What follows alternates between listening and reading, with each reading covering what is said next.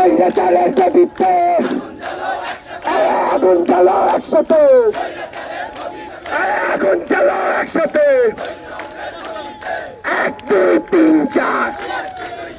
আরে মবাসকে তুই স্বৈরাচার, আরে এই মুহূর্তে গভীর চান, আরে মবাসকে তুই স্বৈরাচার। পড়া টেবিলে পড়তেছে তারা, কেউ 45 রিটেন দিছে, কেউ 46 দিছে, তারা অলরেডি তারা প্রিপেয়ার। তারা আবার পরীক্ষা দিলে এটা আমরা 47-এর যারা 1-1,500 2,000 আসি, এরা এখানে প্রতিযোগিতা আসতেই পারবে না। তারা ফাঁকা মাঠেই এখান থেকে তারা বিশেষ ক্যাডারশিপ নিয়ে নেবে, এই জন্য তারা পড়তেছে। আর আমাদের যারা আসছি, যারা আসে নাই, তারা হতাশ। কেউ এখন যদি আত্মহত্যাও করে ফেলে, এটা অবাক হওয়ার কিছু হবে না, কারণ সবাই হতাশ। আমরা মানসিকভাবে বিপর্যস্ত। আমরা কাপড় কেন পড়ছি?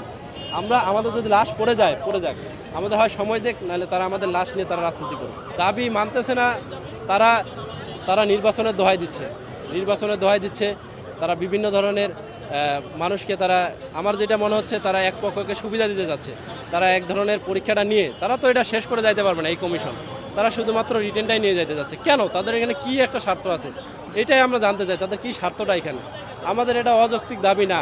এর আগে থেকে যত বিসিএস হয়েছে, সব বিসিএসে 6 মাসের উপরে সময় পেয়েছে। আমাদের কি 3 মাস দেওয়া যাইত না? আমরা শুরু থেকেই বলছিলাম যে আমাদের 3টা মাস দেন। মোবাশ্বের একটা পাগল, সে আমাদের সাথে কোনো নেগোসিয়েশন না করে নিজের ইচ্ছা মতো এটা করতেছে, এবং যাকে যেরকম ইচ্ছা যেমন তেমন বুঝ দিচ্ছে। আসিফ নজরুল স্যার বলছিলেন যে জানুয়ারির 15 তারিখে পরীক্ষা নেবেন। জানুয়ারির 15 তারিখে পরীক্ষা নেবেন। তো তিনি কথা বলছিলেন, মোবাশ্বের ভুজুং ভাজাং বুঝাই দিয়ে আসিফ নজরুল স্যারকে পাল্টাই দিছে। আগুন জ্বালো একসাথে, 1 2 3 4।